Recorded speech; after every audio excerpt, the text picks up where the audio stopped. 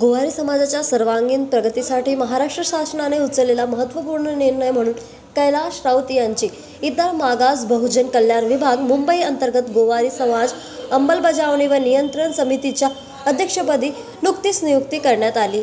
या ऐतिहासिक निर्णयाचा पदग्रहण समारंभ सोमवारी नागपूर येथील डॉक्टर बाबासाहेब आंबेडकर सामाजिक न्याय भवन सदानंद पेठ येथे उत्साहात पार पडला। या समारंभात माजी आदिवासी विकास राज्यमंत्री व विद्यमान आमदार प्रणय फुके यांनी अध्यक्षीय भाषणात सांगितले की ही केवळ नियुक्ती नसून गोवारी समाजाच्या सामाजिक न्यायाच्या नव्या पर्वाची सुरुवात आहे।